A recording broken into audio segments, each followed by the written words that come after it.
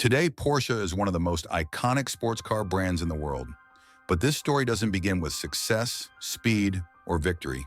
It begins with uncertainty, failure, and controversy. Everything started with a self-taught engineer named Ferdinand Porsche. Born in what is now the Czech Republic, Porsche was already a father of two by 1910 and working for Daimler. Over the years, he became a respected name in automotive engineering, until the Great Depression changed everything. He lost his job, and he was forced to start over. In 1931 in Stuttgart, Germany, Ferdinand Porsche founded a small automotive design consultancy together with his son, Ferry Porsche. Soon after, the Nazi Party rose to power, and Adolf Hitler personally commissioned Porsche to design a people's car for the German public. That project would later become the Volkswagen Beetle.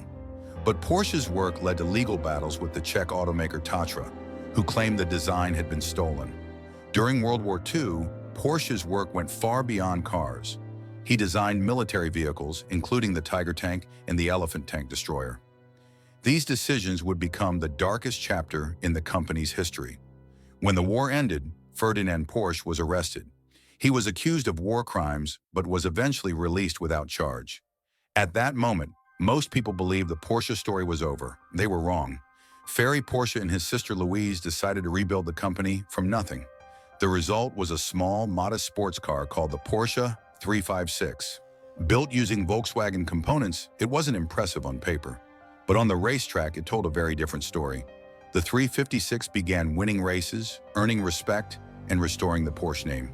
It was followed by the 550 Spider, a car forever linked to the tragic death of Hollywood icon James Dean.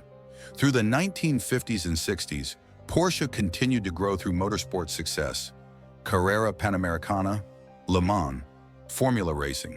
And in 1963, one car changed everything.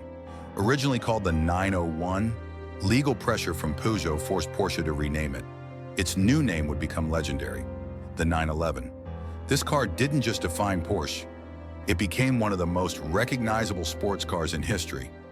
In 1970, Porsche secured its first overall victory at the 24 Hours of Le Mans with the legendary 917, later immortalized by Steve McQueen in the film Le Mans. The turbocharged 930 introduced a new, aggressive side of Porsche, but internally the company feared the 911 was aging.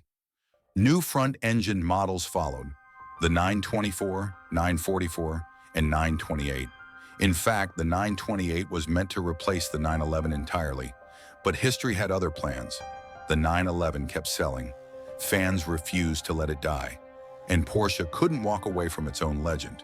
Through the 1990s and early 2000s, the 911 evolved, while new models like the Boxster and Cayman expanded the lineup.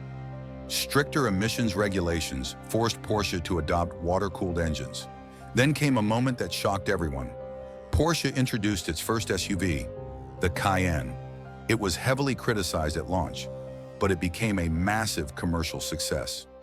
Porsche was no longer just a sports car manufacturer. A power struggle with Volkswagen ended with Porsche becoming part of the Volkswagen Group.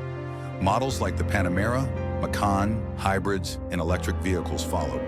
Today, Porsche is stronger than ever. But that strength raises a question. Has Porsche moved too far away from the pure sports car spirit that created the brand? And perhaps more importantly, will Porsche's future be as controversial as its past?